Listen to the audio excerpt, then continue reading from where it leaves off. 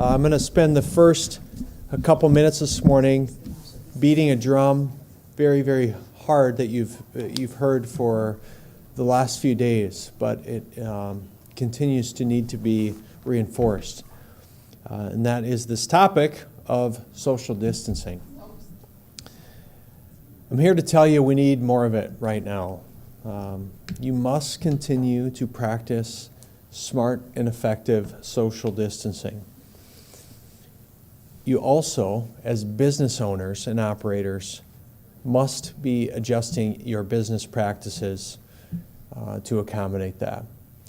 And the reason I'm really forceful on this is it's unfortunate that I continue to see and hear of businesses who aren't taking this seriously enough, who aren't adjusting their business models or their business practices, who are open for business as usual. And we're in a pretty critical stage right now where I know very clearly I know the economic ramifications of asking businesses to do what we're asking them to do.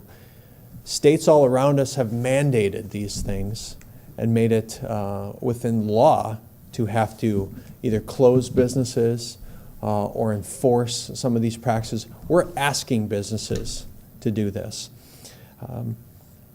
If you're not feeling well, please stay home. I have 2 or 3 members of my executive team that are working remotely just because they got a cough, they got a tickle in their throat. They're just like, just stay home. It ain't worth it. And so we have to continue to reinforce that message as well. So businesses, my message to you today is to do the right thing. Okay? Take the steps that you can take to limit gatherings.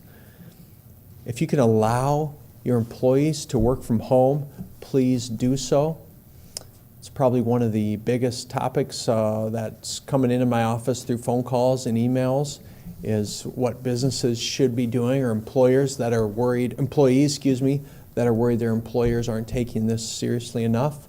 And so I'm asking businesses to try and accommodate as best you can. If you can close your doors for your business and feel that's in your best interest to do at this time, we'd be very supportive of that. I was texting this morning with one of the owners of Wiley's. He also is an owner of Tinner's.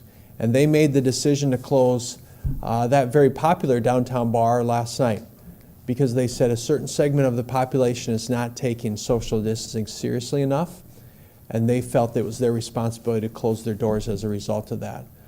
That is a very strong approach they took and a very proper approach to encouraging social distancing amongst their patrons. The owners of PAVE reached out to me. They made the same call because they felt that it was the best for their employees as well as for their patrons. So I want to lift up those businesses, thank them for that, and also encourage other businesses to think about doing the same. If we're going to flatten the curve of this thing and protect ourselves, we must continue those efforts. Children, if you're able to keep your children home, we really encourage you to do that. So have a discussion with your children on the importance of why they're staying at home. Today at 3:30, I'm going to be doing a Facebook Live specifically for kids, okay? Specifically for children. I want to talk to kids. I want to reassure kids that our community's all right, but there's a lot of questions amongst our kids right now. And it was really triggered by my 7-year-old last night, saying some bedtime prayers with her, and she had some heavy things she was praying about, and it made me realize I need to have a conversation with her, and I'm sure there's a lot of kids who need to have that conversation. So join me at 3:30 today on my Facebook page for that. Daycares are playing a crucial role right now in the community. So specifically for our doctors, our nurses, our firefighters, our police officers, and others can get to work. For daycare providers that are remaining open, please, please, please follow the CD guidelines for proper cleaning and sanitation. For families that are using daycares, really important. If your child is ill, you need to keep that child home. And that's a really important guideline to follow as well. As always, be a good neighbor. Check in with people who need help. Offer to run errands for folks. Offer to go buy things for someone. Sign up to help deliver goods at coronahelpsf.com. It's a great site that's been stood up to help the community. People are still asking, how can I get stuff delivered to me? I want to ask the media to continue to reinforce that site, coronahelpsf.com, to help our vulnerable populations. You can also call the 211 Helpline Center. 211 saw a record call volume yesterday as a result of the coronavirus. And so I would ask that you continue to use those resources that we have in the 211 Helpline Center. Very proud of what's happened with the One Sioux Falls Fund that we put together about 3 days ago. We're north of $1.2 million that has been gifted to that fund thus far, with the primary requests right now are for housing-related needs, people who have been laid off and furloughed. Yesterday morning, I was told we had about 90 applicants to that. As of this morning, I'm told we have over 200. And so that will continue to climb, and the needs for that fund will continue to climb and grow. So again, another plea to our business community and our philanthropic community. Those dollars are being used in the right way through the right organizations, the right unmet needs committees who are making sure we get the dollars to the people who need it the most. So you can find out more about that fund on the Helpline Center website as well, helplincenter.org. Yesterday I announced we've officially closed city offices to the public with a smattering of exceptions, my office being one of those. We do have a few buildings open, and in addition to the ones I mentioned yesterday, I also want to point out that we have a drive-through lane at our household hazardous waste facility. That will remain open, as will our landfill. So that is still open as well. People have asked about that. So with that, I'm going to turn it over to Jill Franken, our Public Health Director, to give some additional updates. I'm not. I'm going to turn it over to Gene Bender with Minnehaha County Commission. So, Gene. Good morning. Thank you. Just really want to thank the mayor. He's done a great job in leading on this issue. Along with what he stated, I wanted to inform everyone that the county has also made the decision to close most of the county buildings. We announced that yesterday at noon. That is effective today at 5 p.m. So all of the county buildings will be closed with the exception of the law enforcement center and the Health and Human Services building, where folks will be allowed to enter, but that will be screened as they're entered for health-related issues. The courthouse is also going to remain open. The presiding judge is committed to keep the courthouse functioning, so that will remain open. But I do want to remind everybody, we've been trying to push out information about services that the county provides that can be done via the internet, online, through the mail, through telephones. There'll be information posted on our website about that. And so county services will continue, county employees will continue to work. We just will not be interfacing directly with the public, and just reinforcing what all the businesses here and what the mayor alluded to is that we all need to take steps that we can to protect not only our own employees, but to protect the public too, so that folks really emphasize and understand the importance of the social distancing that we all need to practice. So thank you very much. And with that, I'll introduce Jill Franken.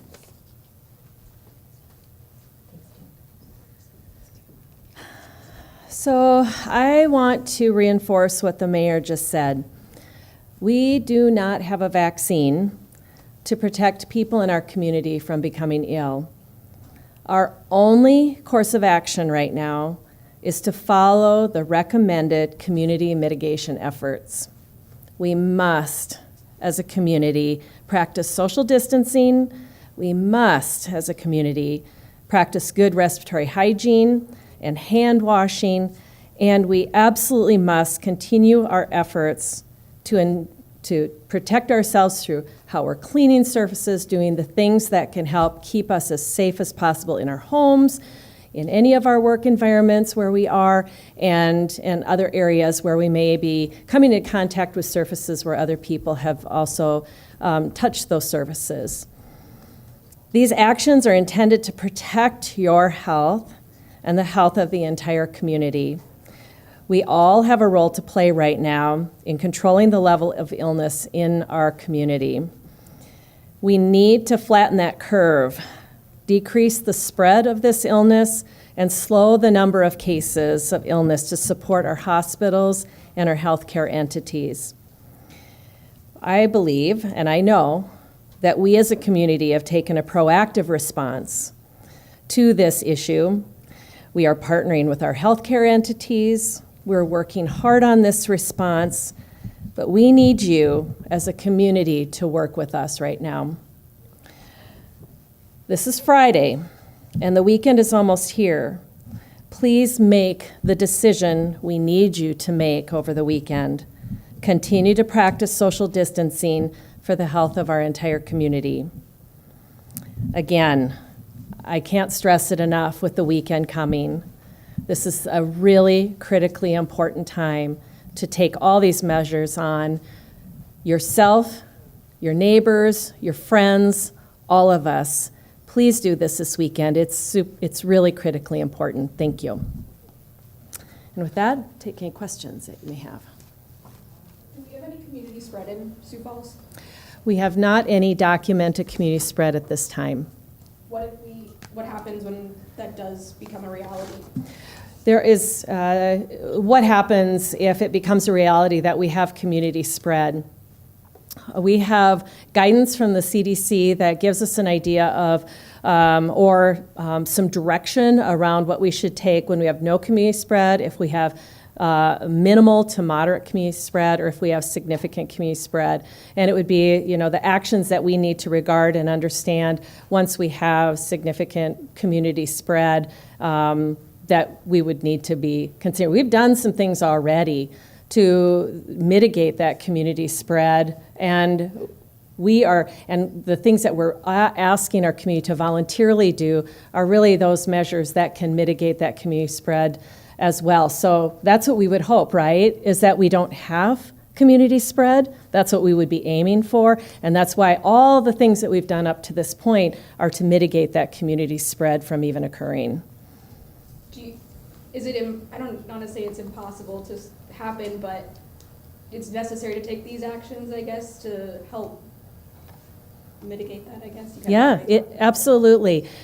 Is it necessary? You're asking if it's necessary to take these actions to mitigate community spread? And absolutely. That's the whole point of what we're trying to do, is reduce the community spread. Because if we don't, that curve is just going to take a huge spike at some point in the days to come once we have community spread. And so if we can mitigate the spread and have it be slower and leveled off, that flattening that curve, then any of us that are impacted, any of us that do come into contact with this virus and end up needing to be in the hospital, that we have the capacity in our hospital to care for us. That's what we need to be doing right now. We need to be preserving and making sure that we can manage the need to be able to have the resources in our community to be able to meet that need. That is really one of the most important jobs we have right now.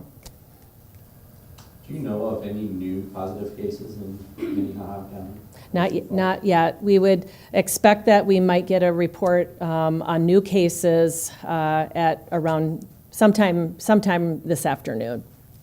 Some cities have weighed the option of tightening curfews. Is that something Sioux Falls might be considering in the future? Of waiving, the question was around waiving curfews? No, or tightening curfews. Tightening curfews.